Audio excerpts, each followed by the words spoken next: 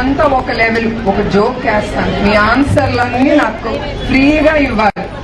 మిమ్మల్ని అందరం చూసి ఈ నిజం గెలవాలి యాత్ర చూసి తర్వాత కుప్పంకొచ్చి నాకు ఒక కోరిక వచ్చింది నా మనసులో. మీరు ఫ్రీగా ఉండండి, నేనేం కొట్టను తిట్టును మిమ్మల్ని. చంద్రబాబు నాయుడు గారు 35 ఏళ్ళ నుంచి మీరు ఆ నమ్మకంతో ఆయన ఎమ్మెల్యేగా చేశారు, అవునా కాదా?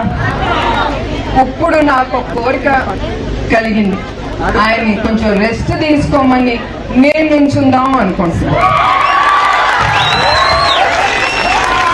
సో ఎవరికి చంద్రబాబు నాయుడు గారు కావాలో చేతులెత్తండి.